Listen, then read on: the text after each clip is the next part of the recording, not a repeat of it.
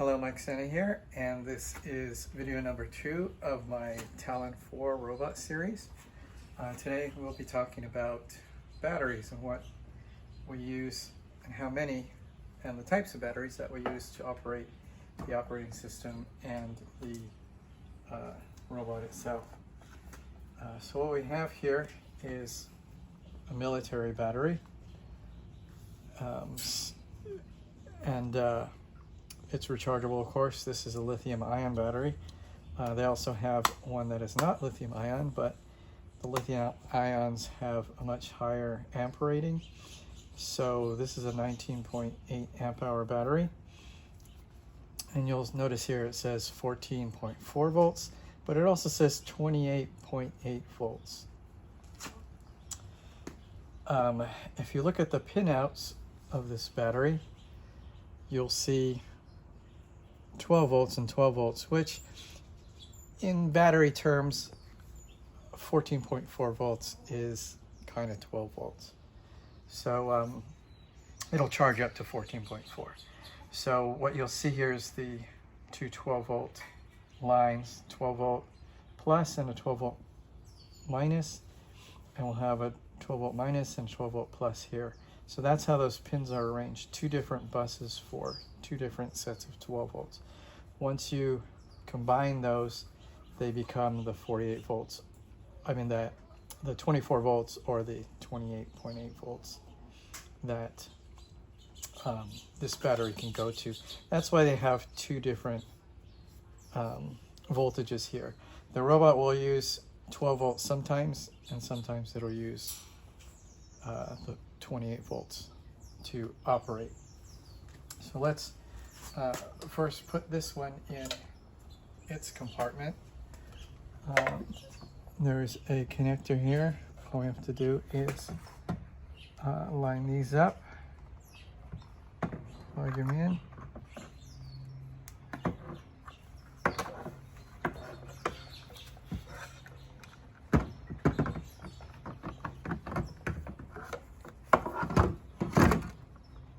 Drop it down into its area.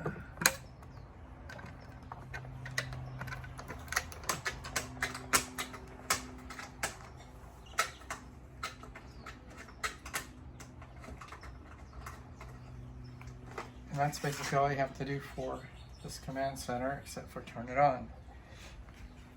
For this big robot, we have up to 6 batteries, and these batteries, you don't have to use all 6 batteries in this unit. You can actually use a minimum of 2 batteries and the robot will work just fine. If you want more capacity, you can use 4 batteries. If you want the maximum capacity and the maximum holding and the maximum runtime, you can use all 6 batteries. So where did I get these batteries from? So after buying the robot, I had to search for batteries, and what I was told were these military spec batteries cost between $500 and $600, and I knew I probably want the maximum amount, which is 7 batteries. That would cost quite a bit.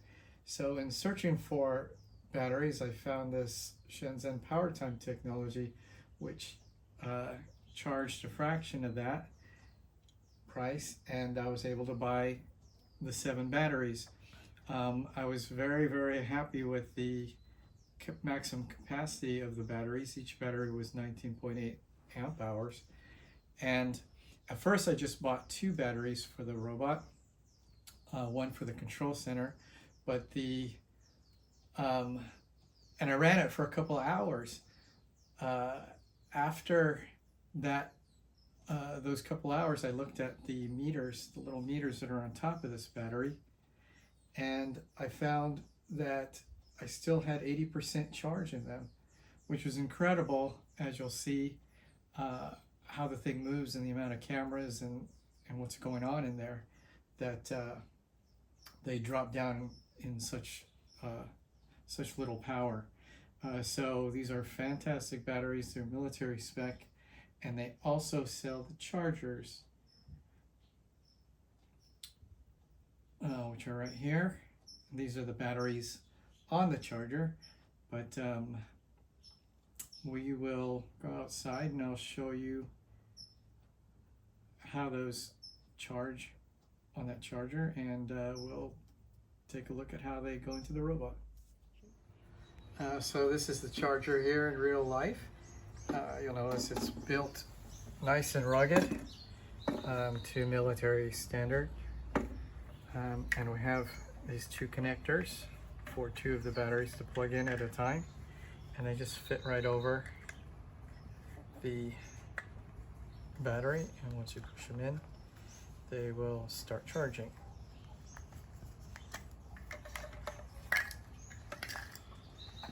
So let's go ahead and load this robot up with all its batteries. So if you look over here, there's the ballistic cloth. You must move on each side of this robot, and then remove the cover on each side of this robot. And again, you'll see 6 compartments there for 6 batteries. If we want to, again, we can just load 2, but we're going to go ahead and load this with all 6 batteries, so you'll see what it looks like.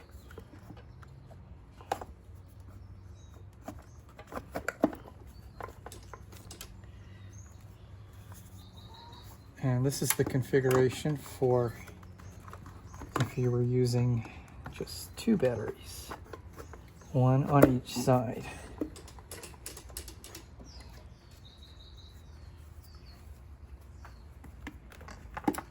And if you're going to use 4,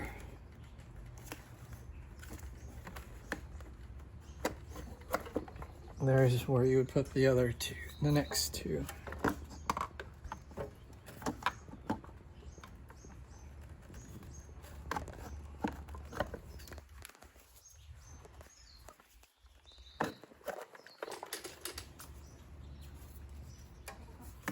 Finally, the last 2.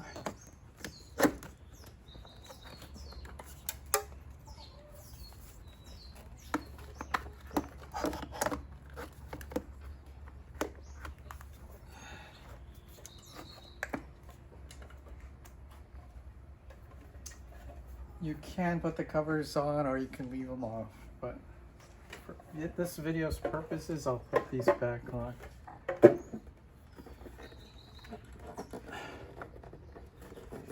I think I'll put them back on. There we go. This, of course, is to protect batteries when you are in hostile situations. Now there's a panel here that kind of shows you the state of the batteries, with which each of these LEDs will show you the status. So they'll display different statuses according to the amount of charge that are in these batteries. I ran this robot with 2 batteries, and we played with it all night, and it actually lasted a very long time. And then also I put in all 6 and we played with them, and the batteries only went down like 1 square of the, it showed it only ran down to one of the squares, so it really didn't take up that much capacity for the battery. And of course that's due to the amount of amp hours the batteries supply. So the next thing we'll do, according to their manual, is kind of counterintuitive to me, is we're going to turn the robot on first, and then we're going to turn on the controller. Typically that's exactly opposite. You always want to turn on your remote controller first.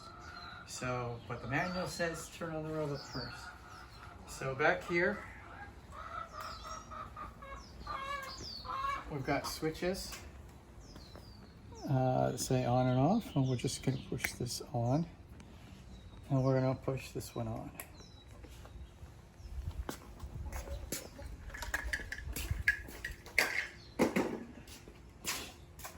Next, we're going to go over here to this box, and we are going to turn the power on.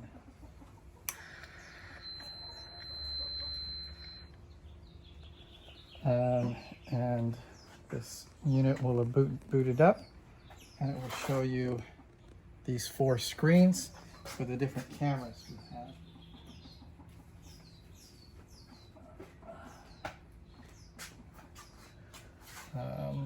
So if I'm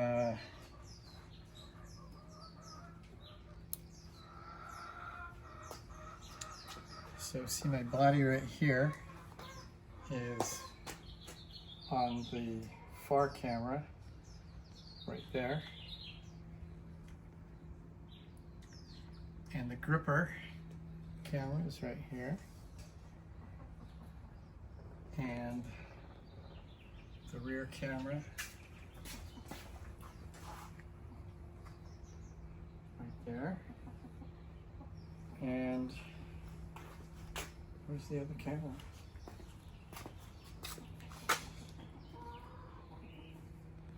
One, two, oh, and this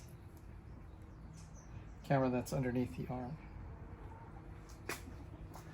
So each one of those cameras you can pretty much use to drive the robot. So let's just quickly go through what each controls do on this controller.